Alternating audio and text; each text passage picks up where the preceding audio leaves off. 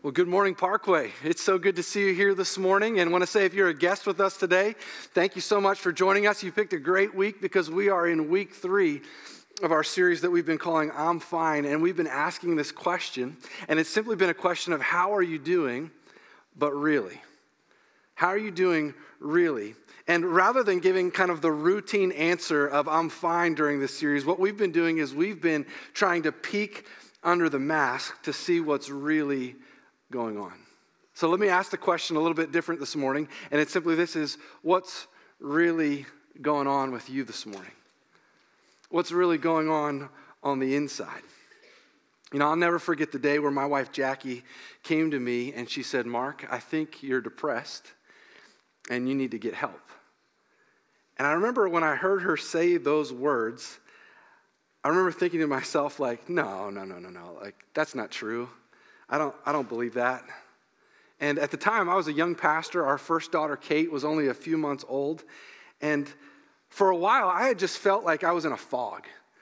And it was kind of that fog where eventually I thought I would just kind of snap out of it.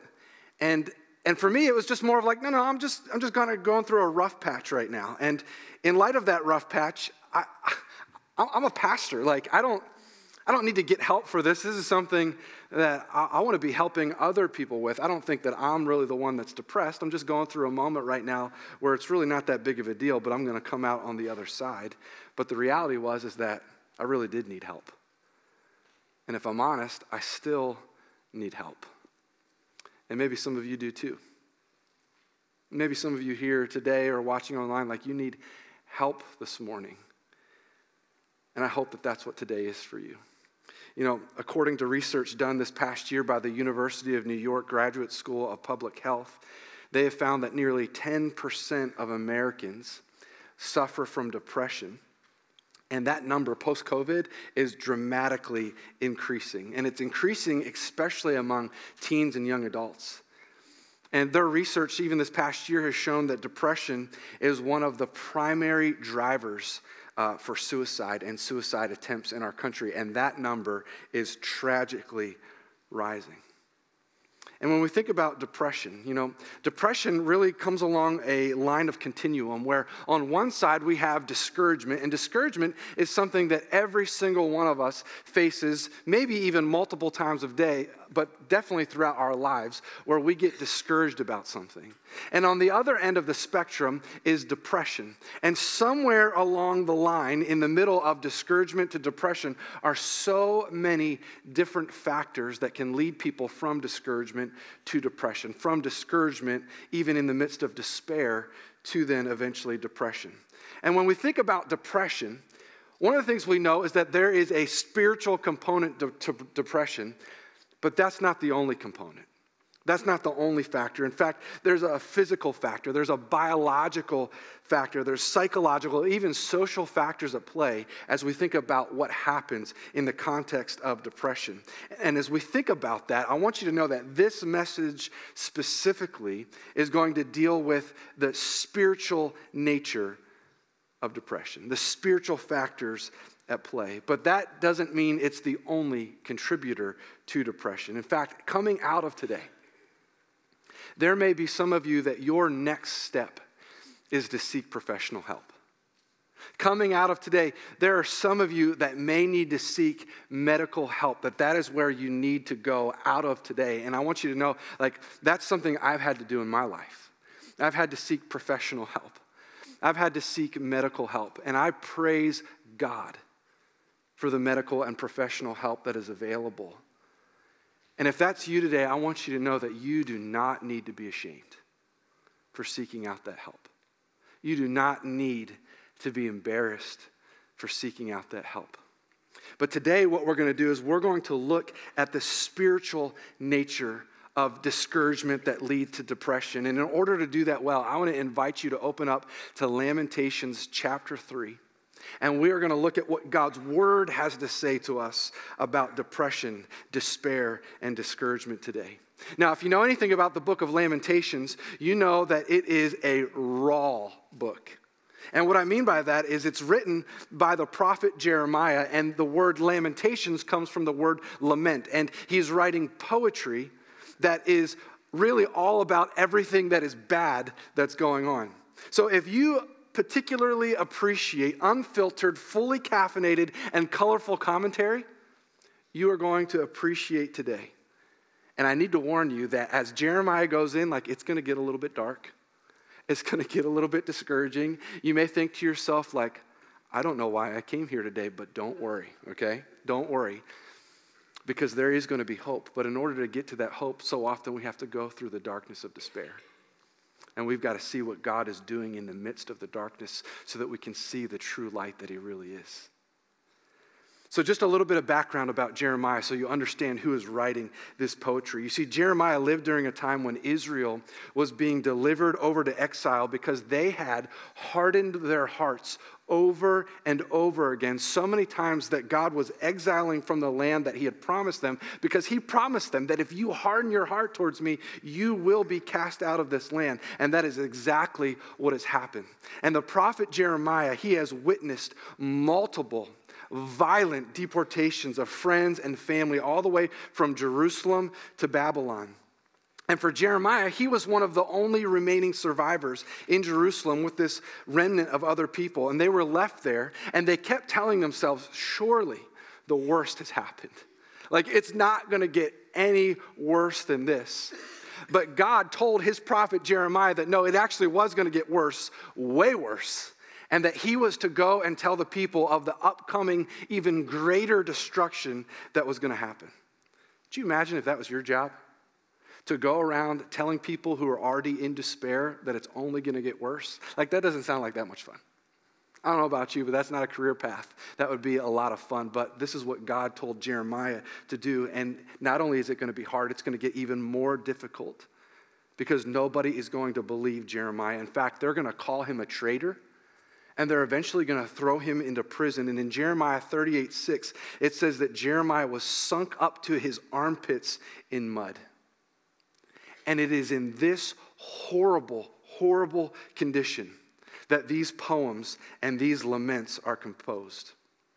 So I want you to know that if you find yourself in a dark place today, if you find yourself in a bad situation, where it feels like there is no help in sight, where it feels like there may be no hope around the corner, I want you to know that you're not alone. You are not alone. And I want you to allow Jeremiah's experience, Jeremiah's words to give space to what maybe you're feeling today. And so let's dive in to the mud pit with Jeremiah as he writes these laments. So Jeremiah chapter 3, starting in verse 1, what we're going to find is a cause for depression. We're going to see this cause for depression, and Jeremiah is going to show us why it's there. Jeremiah 3 verse 1 says this: I am the man who has seen affliction under the rod of his wrath. He has driven and again brought me into darkness without any light. Surely against me he turns his hand again and again the whole day long. And so the very first thing that we see from Jeremiah and what he's calling out in his cause for depression is what he has seen. You see, for Jeremiah, there have been some things that he has seen that have driven him to a place of depression. He has watched his friends and his family members driven away into captivity. Jeremiah has witnessed the horrors of war and the depravity of man, and it's driven him to a place of darkness, and it's because of what he's seen. The things that he's witnessed with his own eyes and what he has seen has shaken him to his core. Have you ever had that happen before? Where you've witnessed some things in this world?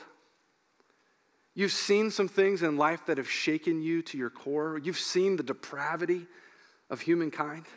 Maybe you believed that humans were all good, but then you saw some things, right? You saw some things, and really, you just didn't have to look that far past your own life to see that there's some darkness going on, right? For some of you, you've seen sickness take toll on someone else's body. And you've seen their body racked with disease. And it's horrible. Or maybe for you, you've watched a parent bury one of their kids. And seeing that with your own eyes has taken you to a pretty dark place. Maybe it was your child. Or maybe for you, you've seen someone you love, someone you care about, and they've made one bad decision after another, after another, after another, and you have seen with your own eyes the effects it's had on their life. And it's brought you to a dark place. I want you to know that if that's you, you're not alone. Because there are some things that you have seen with your own eyes, and it's not pretty. But Jeremiah doesn't stop there. He goes on to say this in verse 4. He says, "He has made my flesh and my skin waste away. He has broken my bones. He has besieged and enveloped me with bitterness and tribulation. He has made me dwell in darkness like the dead of long ago. He has walled me about so that I cannot escape. He has made my chains heavy."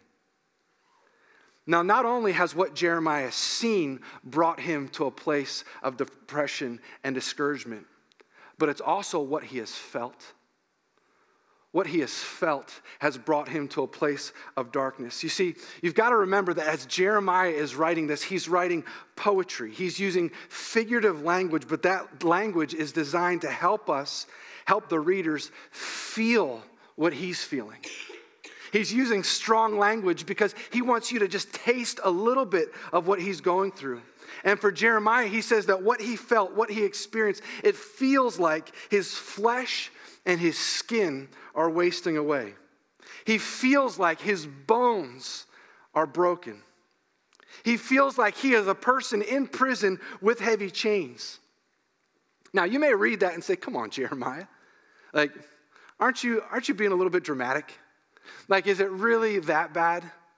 Come on, Jeremiah, why don't you go take a nap, wake up, take a shower, and shake it off. Like, you're okay, you're going to be okay. Stop being a baby about that."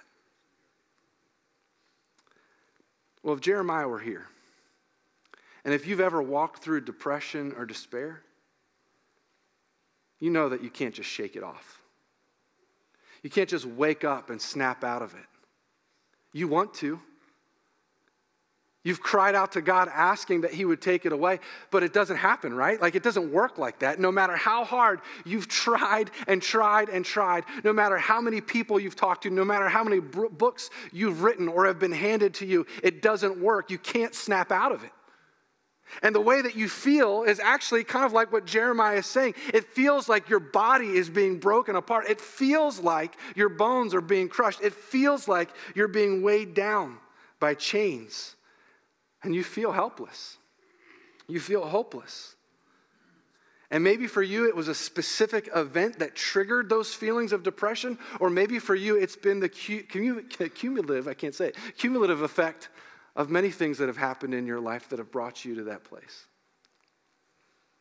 You know, maybe for you, when you think about the things that you felt, maybe there have been some dreams that have been crushed for you. There was a certain school that you wanted to get into that you couldn't get into. There was a person that you thought you were going to marry, but then they broke it off. Maybe there was a promotion that you feel like you deserved, but then you got passed over, and one thing after another, it kept adding up. Or maybe for you, you're single right now, or single again. You thought by now that you would have had kids. You thought by now you would have had grandkids. Maybe for you, you've had a chronic illness that you thought by now would be gone, but it's not. Or maybe you've just messed up again and again and again, and you've been relapsing into old patterns that you said you'd never do again. And because of those old patterns, you've destroyed some relationships with people that you really care about. You're still dealing with that same sin over and over and over again, and by now you thought surely you'd be done with it. Or maybe for you, the depression comes from just scrolling for hours on social media, comparing yourself to other people, wondering why you can't have it like they have it. And it's the hours and hours that you don't think are that big of a deal, but you've been putting it into your mind. And as you've compared and compared and compared, it's brought you into a pretty dark place because you look at the current condition of your life and it's not what you hoped or prayed that it would be. Or maybe for you,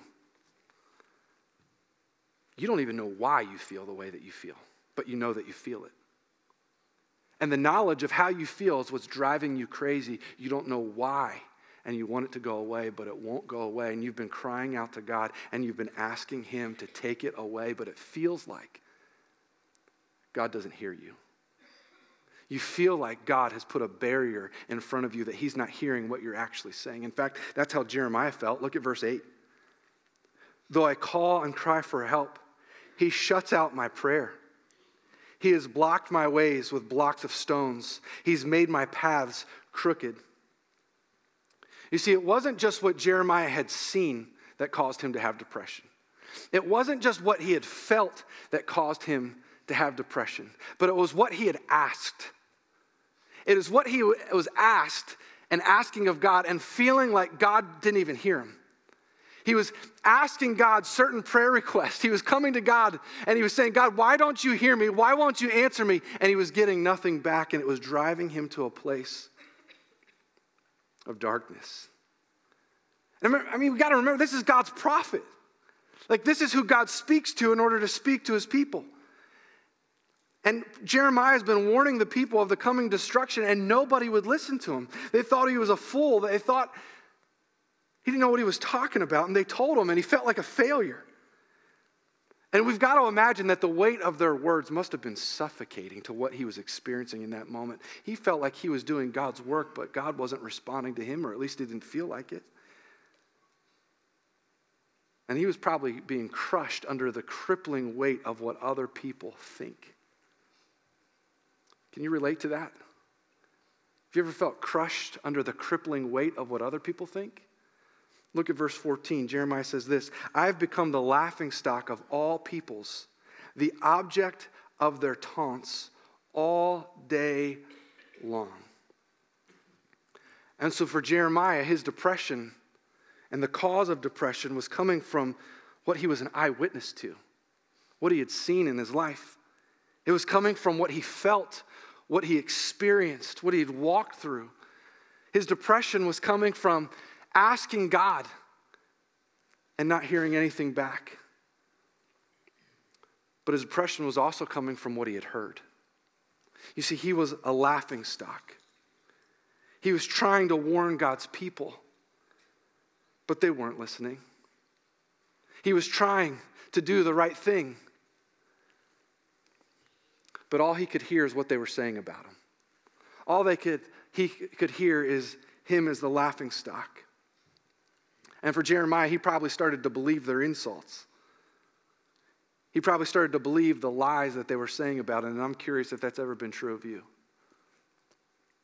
Have you ever believed the lies of what other people have said about you? And have those lies led you into a dark place? You see, there are some of you here today and watching online that you are still carrying the scars of your childhood because of some things, some awful things that have been said about you. There are some of you here today with scars from your marriage, close relationships, bad church experiences, work life. There are some of you carrying some scars that have left some deep, deep wounds in your life, and you have believed some lies. A lie that says nobody likes you. And you may feel that today. It's not just that nobody loves you, but nobody likes you. Or maybe from when you were a kid and it's carried into your adult age that you're ugly, that you're not beautiful. You're ugly. You're difficult to be around. You're not good enough. You don't know what you're doing. You're never going to amount to anything. You don't have what it takes. There's some of you believing those lies because they've been spoken over your life. And if those lies have led you to a dark place, I want you to know that you are not alone. Jeremiah is right here in the exact same place. And he allows what he is feeling in this moment, specifically about God, to bubble to the surface. And he expresses it. In fact, I want you to look at it in verse 10. Here's what he says about God. He is a bear lying in wait for me, a lion in hiding. He turned aside my steps and tore me to pieces. He's made me desolate. He bent his bow and sent me as a target for his arrow. He drove into my kidneys the arrows of his quiver. Verse 15, he has filled me with bitterness. He's made my teeth grind on gravel and made me cower in ashes. My soul is bereft of peace. I've forgotten what happiness is. So I say, my endurance has perished. So is my hope from the Lord. My soul continually remembers it and is bowed down within me. And along with it is bowed down, it's also translated, my soul is depressed within me. Now, I don't know if you've ever been in one of those awkward social moments before where someone kind of tends to overshare and you're kind of like that's not really appropriate, like now's not the time. And kind of everyone else around knows it, but that person where they're sharing and you're like, stop. It kind of feels like that right here, doesn't it? Like what Jeremiah is saying, it's like, Jeremiah, do you know who you're talking about? Do you know what you're, like, stop it. Stop saying what you're saying. Jeremiah, don't say this. But what's amazing about all of this is that God doesn't seem to mind. Because if God wanted to, he could have easily edited this out of his word and not included it in the Bible, but that's not at all what God does. God doesn't say to Jeremiah, excuse me, please don't talk to me like that. That's not what he does. He leaves it smack right here in the middle of the Bible. And it's not only in this place where people are allowed to talk to God like this. The Bible is littered with people expressing their honesty to God. And do you know what that tells us about God? God is okay with your honesty. Some of you need to hear that today. God is okay with you expressing to him what is going on inside of you because he can handle it. He cares for you. He loves you. So you can be honest with him. You see, there are some of you who are in the middle of a dark season, or you've come through a dark season, and you've had some of the exact same thoughts that Jeremiah has, but you've not expressed those to God. In fact, you've suppressed them. And you've told yourself, I shouldn't feel like this. I can't feel like this. I can't do this. Well, Jeremiah loved God, and he expressed these things to God. He was honest about what was really going on inside of him. The reformer and church leader, Martin Luther, was a real follower of Jesus. And he went through some incredibly dark times. In fact, there were times where his wife would remove the knives from their house over fear that he'd kill himself. And one time, Martin Luther said this, for more than a week, I was close to the gates of death and hell. I trembled constantly. I could find no thoughts of Christ, only of desperation and blasphemy of God. You see, God can handle your unfiltered, fully caffeinated honesty. And you can bring it to him. You can be honest about your pain. In fact, he welcomes it. Because it's in the midst of your pain is where the soil of genuine faith and hope and where it's able to be grown. I like how C.S. Lewis says this about pain. He said, pain insists upon being attended to. God whispers to us in our pleasures, speaks in our consciences, but shouts in our pains. It is his megaphone to rouse a deaf world. And right here, in the middle of this mud pit lament that Jeremiah is sharing with us, he begins to hear God's megaphone. And he makes a pivot. And he moves from depression to a cause for hope. And he's going to show us why he's able to have hope in the midst of his depression. Look with me at verse 21. Jeremiah says, but this I call to mind, and therefore I have hope. Now pause there for a moment, because I want you to try and imagine Jeremiah. He's in prison, writing this, and maybe he's thinking about his friends and his family that he's lost. Maybe he's thinking about the people who've turned their back on him. Or maybe he's thinking about the awful things that people have said. Or maybe for Jeremiah, he's thinking about the very awful, incredibly terrible things that he has witnessed. And in the midst of that moment, I imagine he would defiantly and passionately say, but this I call to mind. But this I call to mind.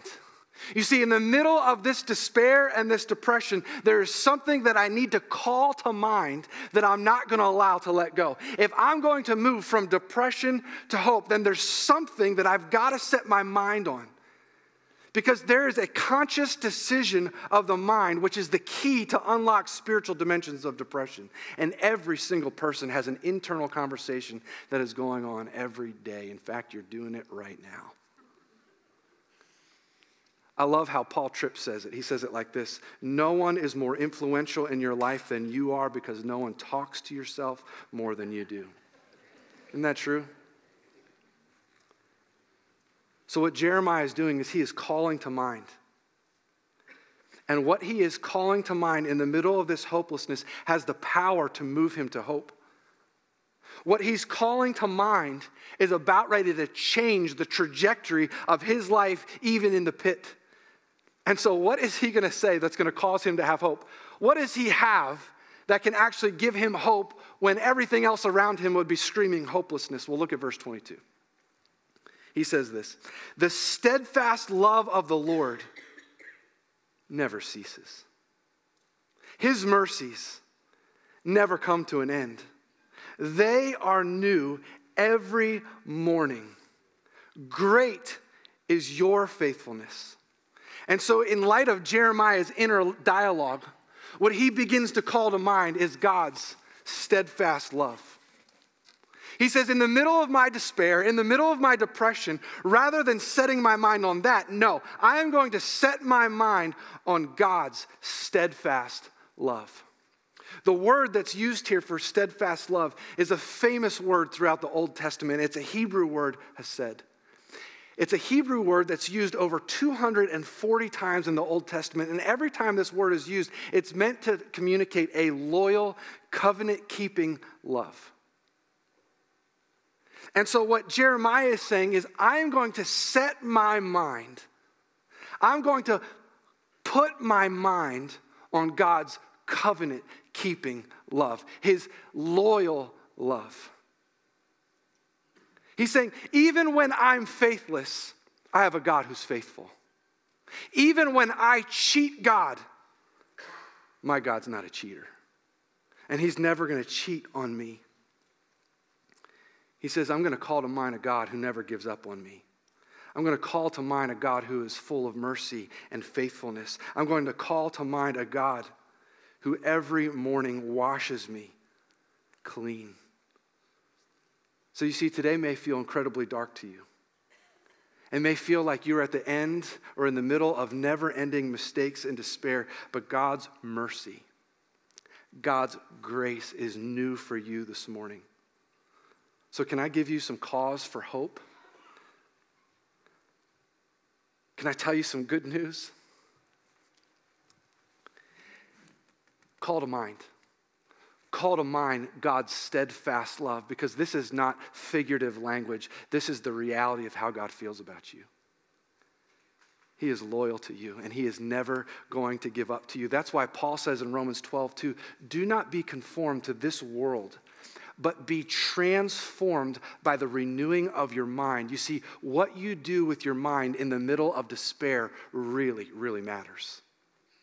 That's why the prophet Isaiah, in Isaiah chapter 26, verse 3 says, you keep him in perfect peace whose mind is stayed on you because he trusts in you. What you do with your mind matters. Now look at what he does next with his mind. Verse 24, the Lord is my portion, says my soul. Therefore I will hope in him.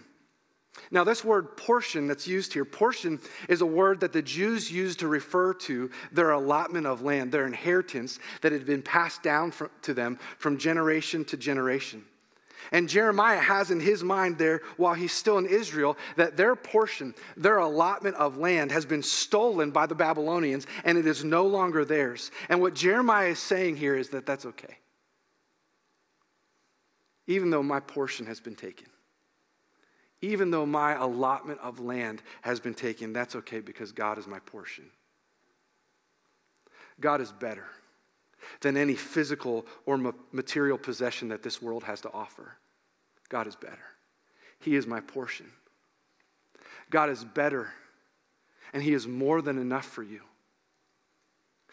You see, you don't need that bigger house to prove your worth and significance. You don't need that better car to prove something to anyone else. You don't need that fancy vacation to show your value, because God is your portion. He is the one who defines you and satisfies you. And he's the one who gives you real hope. Now, I want you to think about this, because it is God who you need as your portion. And when it comes to God, you do not need portion control. You can gorge yourself. You can hunger and thirst for him, and that well will never run dry. You can continue to feed on him, because he's the only one that's going to be able to satisfy your soul. So call to mind God as your portion. Now, Jeremiah's not done yet. Look at what else he has to say in verse 25. The Lord is good to those who wait for him, to the soul who seeks him. It is good that one should wait quietly for the salvation of the Lord. You see, Jeremiah says, in the middle of your despair, while you're in the middle of depression, to call to mind God's work in your waiting. Call to mind God's work in your waiting, because it is in the middle of your waiting that God is actually bringing about your salvation. As you wait on God, he is working in you. He is working on you, and he's working for you. You see, waiting is a very normal part of our experience with God. And we see this littered all throughout the scriptures. I mean, think back to Abraham. He had to wait years for Isaac. And what was God doing? God was working in him, God was working on him, and God was working for him.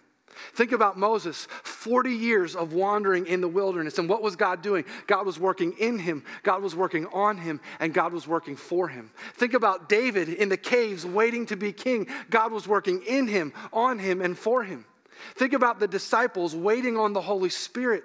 God was working in them, on them, and for them. Now think about Jesus on the cross. He was waiting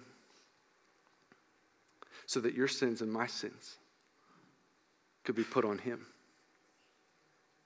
so that we could be forgiven, so that God could work in us, on us, and God was working for us in his son, Jesus Christ. You see, God never, ever wastes our times of waiting. And right here, right now, God is working in you. God is working on you, and God is working for you. So call to mind God's steadfast love. Call it to mind. A conscious decision with your mind. Call it to mind God's steadfast, loyal, covenant-keeping love. Call to mind God as your portion, because there's no one that can satisfy you like him. Call to mind God's work in your waiting. And the last thing that we're going to do, what Jeremiah says, is we're going to call to mind God's compassion. Look with me at what verse 31 says. For the Lord will not cast off forever, but though he cause grief, he will have compassion according to the abundance of his steadfast love. You see, it is God's compassion. It's his compassion that gives Jeremiah the footing, the grounding to be able to move forward. I don't think for a second that Jeremiah wanted to stay in his current circumstance. I mean, I think he wanted out of prison. He wanted to be reunited with his loved ones. He wanted to show people that he wasn't a fool, that what he was prophesying was actually going to come true. But in the middle of his despair, he had come to see the compassion and the heart of God. He had come to see the proven character of God, and that character gave him the confidence to rise above his current circumstances. And as followers of Jesus, who are called to walk by faith, we're called to walk by faith. So often as we try and walk by faith, as we trust in his strength to help us to walk by faith, our faith can get confused by how we feel. And I don't know if you know this, but your feelings are not the most reliable source for what is true. I don't know about you, but my feelings can change based off of what I had to eat in the morning. So my feelings, let me just speak for myself, my feelings are not the most reliable source for what is true. And if Jeremiah were here, he'd probably say, all the things that you are feeling, I understand. Because I've felt them too. But I choose to believe what God's word says, even though I can't feel it. I choose to call to mind what is true, even when I don't feel it. I like how J.D. Greer says it. He says it like this: we must never feel our way into our beliefs. We have to believe our way into our feelings. You see, today, your feelings may be telling you that nobody cares about you.